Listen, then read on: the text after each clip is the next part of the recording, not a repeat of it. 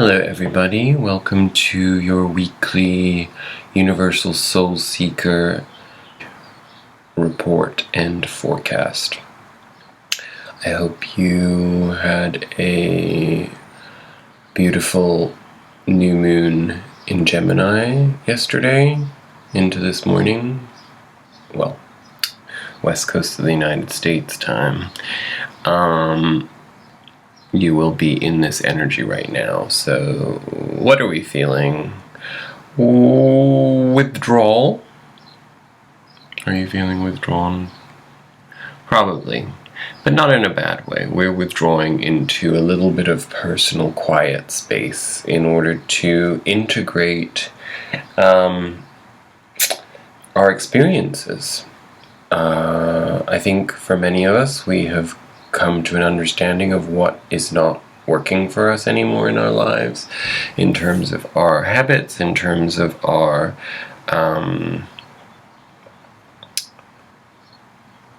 old thought patterns, in terms of how we define ourselves to ourselves and to other people, how we speak about ourselves, how we wish to be perceived, and how we wish to feel. All of these things that we've been contemplating in the changing tides of the world outside, these changes eventually trickle down to the personal, and when that happens, very often it happens under the guise of an existential crisis, essentially. And it doesn't have to be a monumental crisis, but it is some degree of uneasiness about the things that have outgrown their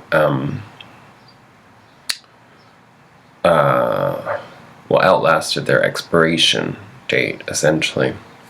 So I don't know what that's going to be for you, but as we come into a deeper understanding of our functions and how spirituality affects our daily life, and we come into this deeper understanding of how our spiritual evolution affects us in the more mundane aspects of our lives, by withdrawing and by having time to ourselves and by having more of a sense of compartmentalization of our experiences, and therefore informed and more defined paths forward.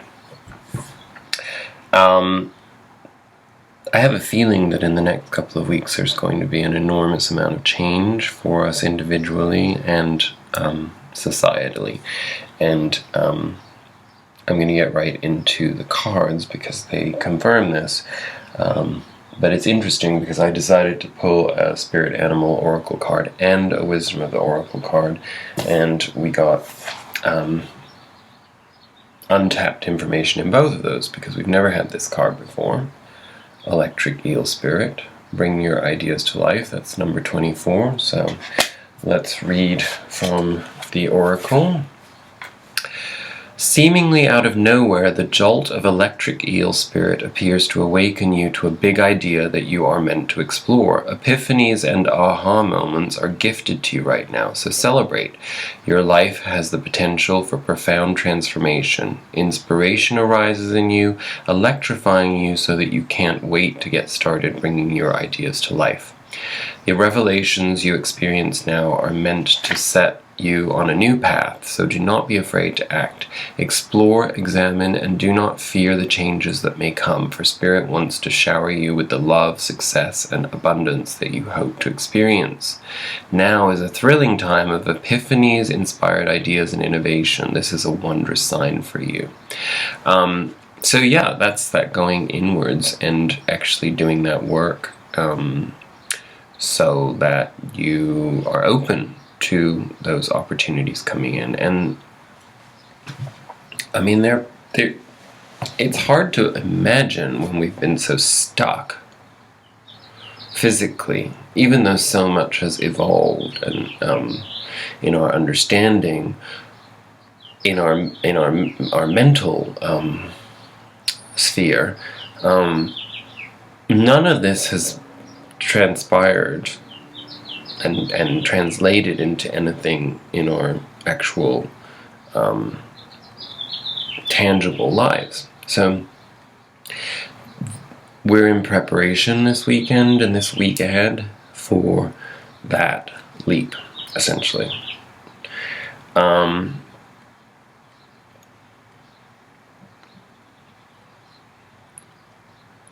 So there's a lot of static right now that is there right before a big change. And some of that change could be things going back to the way that they were, normalizing to a certain degree. You know, I mean, that's going to be what's so confusing for so many people, because as we normalize on some levels, that's where we're going to become aware of the things that are not going to renormalize, you know? So lots to consider there. From the Wisdom of the Oracle deck, we got a change in the wind. Number 12. Beautiful image. Not sure how that relates to a change in the wind, but I don't imagine that we'll all find ourselves in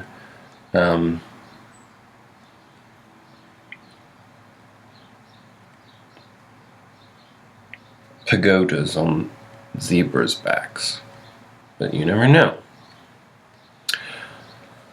The message for the card, A Change in the Wind, well, we have several. We'll start with the essential meanings. A sense that unseen change has been initiated, preparation for a storm, awareness that your plans are not on firm ground, feeling a shift, uncertainty about which direction the winds will blow. Well, that just pretty much confirms everything that we were just talking about. And the Oracle's message is, it's human nature to yearn for certainty and to resist change.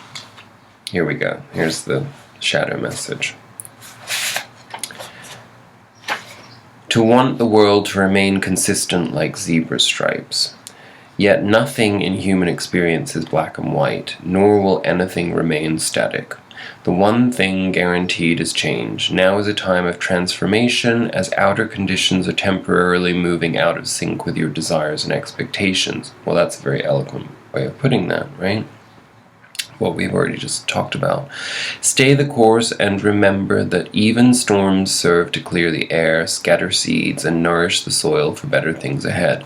Life is about to get interesting. Anticipate it with curiosity as you wonder what is coming in on the shifting winds. The unknown is where the magic lies. And that reminds me of another message that I had posted from a fellow card reader,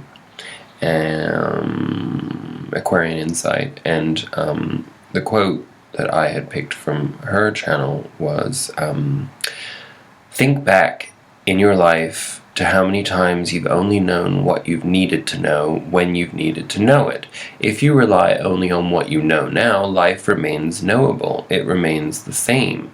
New people, new situations, new reactions will bring about new knowledge, new versions of you, and new experiences. This is growth, and why facing and venturing forth into the seemingly unknown is where the true magic happens. So, a little bit of a variation on the idea of knowing where the magic lies, being in the unknown.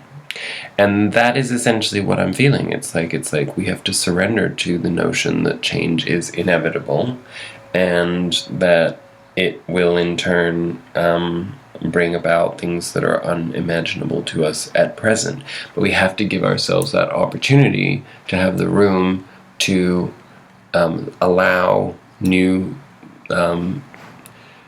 developments in, you know, and they might not initially come across as being things that we actually think we would want to have, that's always a tricky one.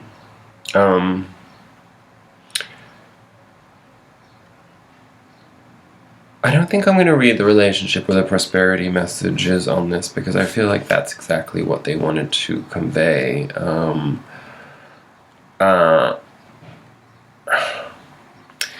There may be an issue of control in a lot of this. The feelings of what we are in control of and the feelings of what we're not in control of, and how that plays out for us in our individual experience. So I will read the protection message of a change in the wind, just in case you do need a reminder when you struggle with the unknown.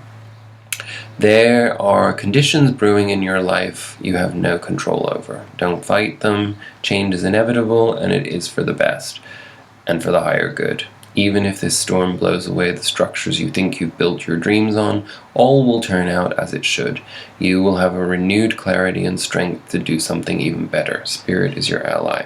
And I think that's actually, if you look at what's been experienced by many of us over the last 3 months,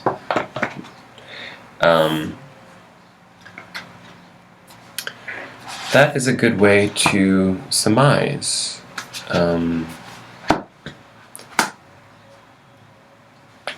how all of those experiences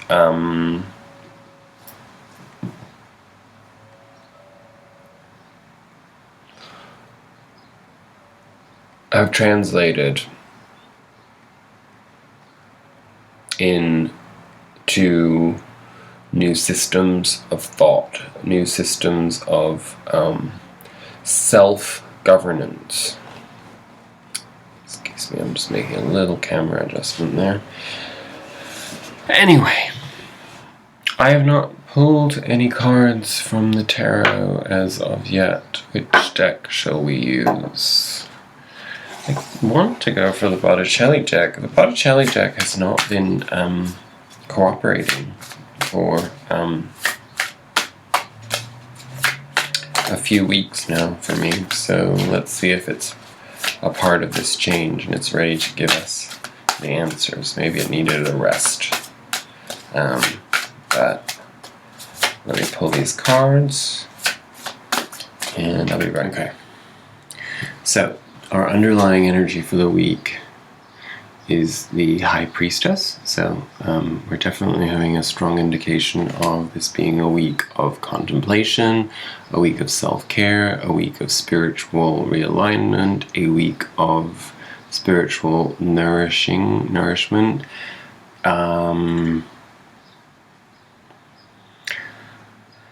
The reason for that is because coming out of our past energy, we have 2 sevens to start. We have the 7 of Swords, which is, 7 of Swords. That's the 7 of Swords. It's very difficult for me to look at myself in the mirror like this and not know which side is which, but anyway. The 7 of Swords and the 7 of Pentacles.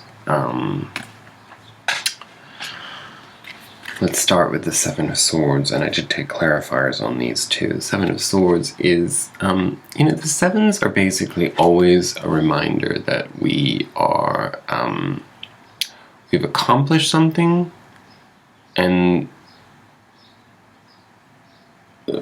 we've sort of reached not so much a plateau as like a time when we need to take inventory and reassess our experience to figure out if we're in alignment with our experience. Maybe we've gone a little bit too far in one direction or not far enough in a certain direction, and that's hindering our way of moving forward. And the 7 of Swords, specifically to me, is a card about covert boundaries. It's about when we don't feel empowered to speak our truth, we tend to manifest our truth through the back door. And that's not ideal for us in terms of our spiritual evolution, because it means that we're overcompensating for things, or it means that we're covering up dishonesty within ourselves. And sometimes those things exist out of survival instinct, but they still get in our way. So it's important to be able to acknowledge that in ourselves, rather than be in a place of denial and discomfort about anything and then cover it up with through means of they deceive us, essentially. Anything that prevents us from being in the fullness of our spiritual truth is self-deception. And the Seven of Pentacles coming out along with that Seven of Swords is indicating to me that there really is this sense of looking at where we're at and being like, is this really worth it? That's what that card is, essentially. It's the is it worth it card.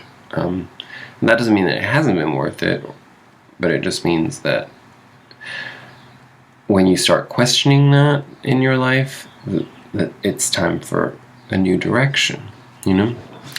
And it was, those cards were clarified by the Star card in reverse and the King of Swords. So the Star card in reverse essentially corroborates that idea that if we're not in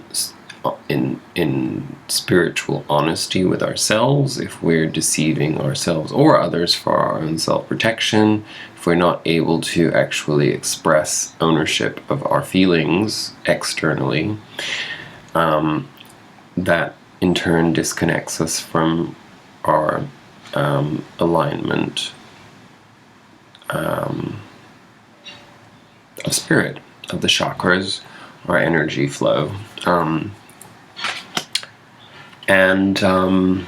The King of Swords coming along with that reversed Stars card tells me that we have a deeper truth that we're repressing within ourselves because we're afraid of expressing our truth. And that doesn't mean in a confrontational way, that means in ownership of our truth. Like, we're not, if there's parts of ourselves that we're not living outwardly in harmony with our truth, it just gets all funky, right? I mean, it just doesn't translate to a clear path forward. It becomes murky, it becomes we focus on the obstacles because we create more obstacles. So in turn, the multiplicity of obstacles becomes a hindrance to our path forward. So this is our past energy. It's what we're coming out of.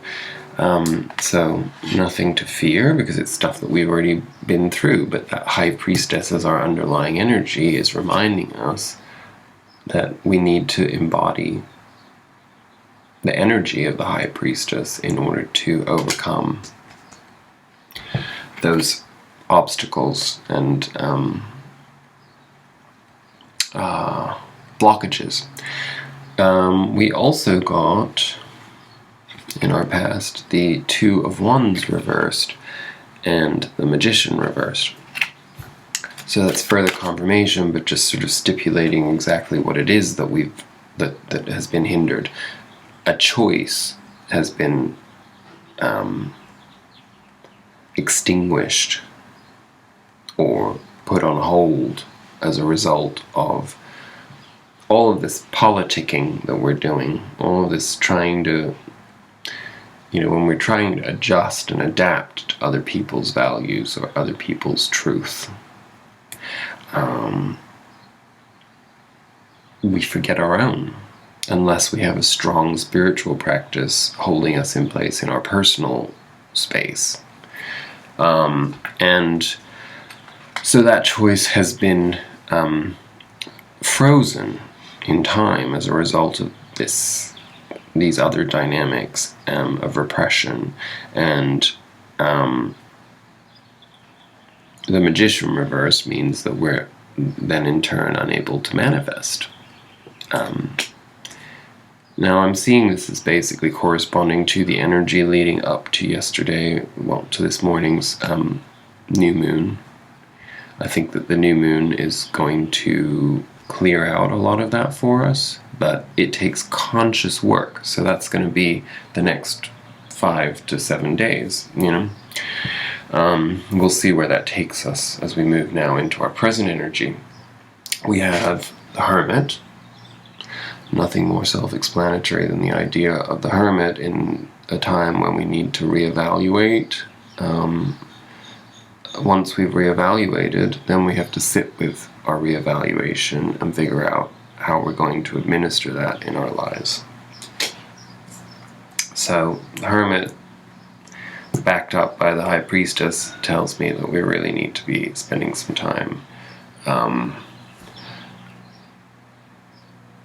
deeply focused on our spiritual practices and away from the normal noise and distraction that we perhaps indulge ourselves in order to keep our illusion of sanity in these very undefined times. What comes after the Hermit in our present energy is the Devil. Now, I do think that there is a necessity for all of us to reevaluate our escapism. Having just finished last night the last of the peanut M&Ms that I bought like a couple of, like 10 days ago or 2 weeks ago or something, I can honestly tell you that from my perspective, there has been that tendency to feel as though I deserve a reward. Constantly, actually. I mean, it's like I can break down my time into, 7-hour periods even, but at the end of that 7-hour period, I expect a reward. And because I don't party anymore, and because I'm not particularly sociable at present, my reward comes in the form of feeling entitled to sugar, or in avoidance of sugar, substitutes for that, which sometimes can be worse. So I think that's what that's talking to us about. I haven't clarified it because I feel like it's a mundane energy, and I don't think it's something deep. I don't think we're talking about codependency or addictions here. We're talking more about just how we deceive ourselves, and how easy it is to slip into self-deception. When we think we have, the key factors to drive us forward, we perhaps become negligent on some level in terms of other equally important but less shiny and rewarding dynamics. The reason this seems to be coming to a head, and we will actually be overcoming this, is because we now have, following the Devil and Hermit energy, the 8 of Swords. So that's our self-doubt, our neuroses getting the worst of us and the best of us.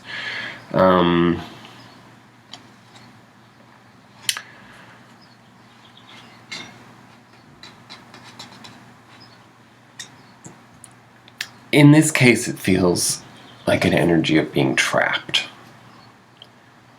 Perhaps when we see bigger picture issues and we come into an understanding of bigger picture issues, it makes a lot of other things in the mundane of our lives seem unimportant or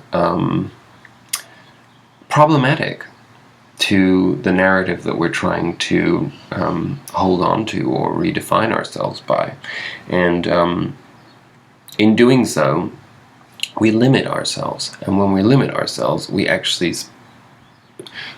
the expansiveness then gets contained into a smaller area, and therefore it's like being in a padded cell where like all that's there is you and the padded walls, and you're just flailing and like, you know, with your self-reflection, you're sort of banging into yourself, so to speak. There is no room for expansion within that padded cell, and it's the padded cell of our mind in this case. But the good news is we're breaking free of that, because the Six of Swords clarified the Eight of Swords, so we are actually moving into calmer waters, having more of a sense of flow between these two dynamics in our lives. And the Eight of Wands is how that happens. So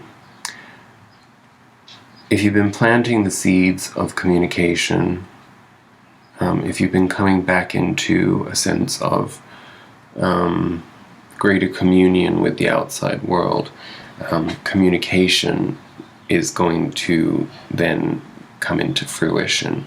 And I think maybe we've been waiting for that to happen, sort of half-heartedly stepping into the possibility of that, and then backing off because society's values at present pretty much exonerate us from any obligation to participate, right?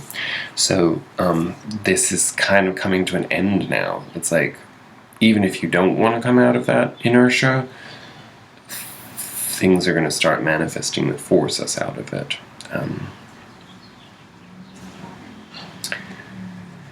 Our future energies. Where was I with this? Oh yes, because that King of Pentacles came out reversed once, and then I put it back because I was like, I didn't want King of Pentacles reversed in our future because I was stubborn, and I don't like reversed cards in the future because it means that I have to think about things from a more well, not a negative perspective, but a more introspective and sometimes retrospective kind of point of view. So we did get the King of Pentacles again, but this time with a clarifier when they came out together as if to force me into taking it, and that clarifier was Strength Upright. So my initial instinct when I saw the King of Pentacles and didn't want it because it was reversed, it was because I didn't like the idea of us having done all of this work, then going into a future energy feeling ungrounded in our material value and pursuits. But that's pretty much what is telling me this transition energy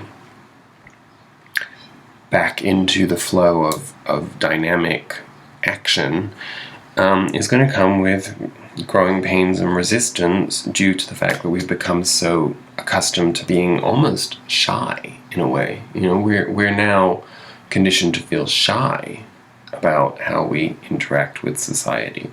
We walk around in a world where people don't see anything most of the time below the eyes. So, you know, I mean, we're walking around as spiritual beings, conveying everything like this. How do you feel now that I am communicating with you with a mask on? Who am I as a person? What expressions are you getting from me? Suddenly, the most important thing about me is my eyes, my forehead, and my hands.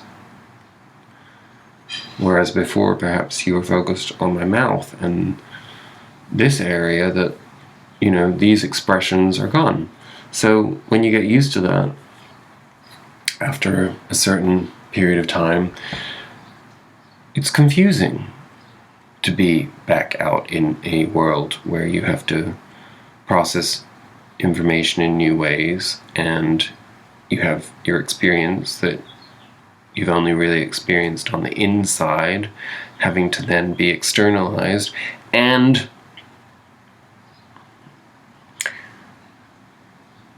you're going to have to reintegrate society with new values that you're not entirely certain have been properly defined at this present moment in time. And there's only one real answer to that, and that is to find your strength, inner strength, which is guaranteed, in order to turn this King of Pentacles upright, to embody the fullness of your power in the material realm, based on one piece of information, and one piece of information only, and that is nobody knows anything. That's right.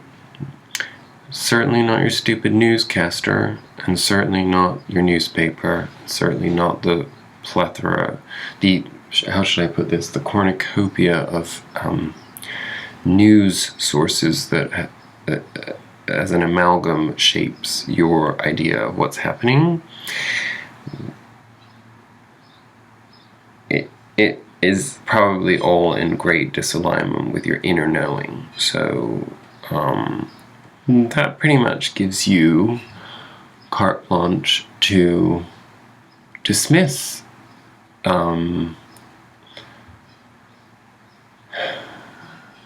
most of what comes at you.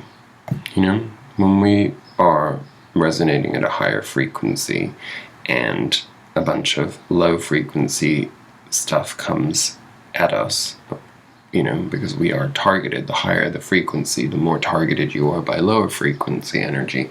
If you stay in a place of self-doubt, Eight of Swords energy, then it's impossible to be in King of Pentacles energy.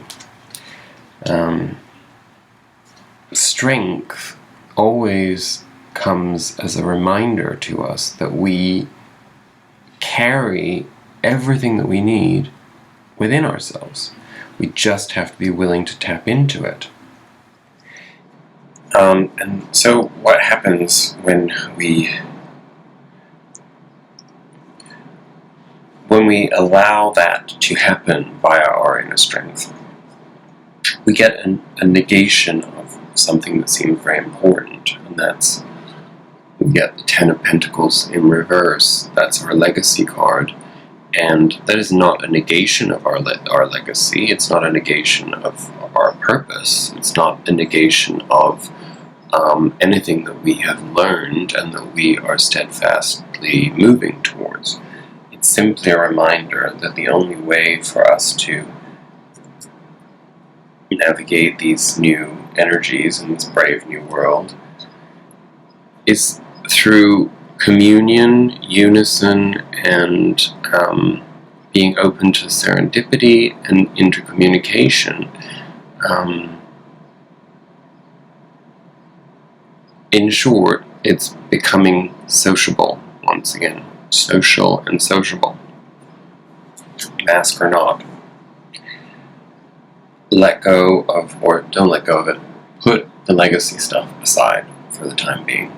None of us knows where the fuck we're going or what's going to be happening in the weeks and months ahead. And we need to get used to that. We can gain guidance, and we have large astrological transits that give us an indication of where we're headed. But we know that that is going to be, for the foreseeable future, rather chaotic and impossible to define in linear terms. So our outcome is that we need to be in the Page of Wands energy, which, as we know, always comes up, especially as an outcome, reminding us to relax into enjoyment. Have fun. Step outside of the routine. Step outside of your obligations and redefine them based upon what you get out of them and how they make you feel in a positive way. If something doesn't make you feel positive, right now isn't a time to say, well, I'm not going to do that. If you've already started, it's an indication that you need to find a way of making it more enjoyable for you. You need to find your inner playful child and inject that into whatever activity you're experiencing, and any opportunities that you have the opportunity, or any opportunities that come your way. Sorry, apparently I don't know how to speak any language any longer sometimes. And the Page of Wands came out, not clarified by, but in union with the Wheel of Fortune. And that's the tipping of the wheel towards big change. So, I think what we're being told is that this week is a precursor to the next big chapter. I'm not going to clarify any of these anymore because I feel like everything here has been pretty straightforward and linear in its revelation. But I am going to take 3 Rider-Waite's just to I think get something a little less tangible about our experience and a little bit more of an overall headspace for us to be in order to clarify that. And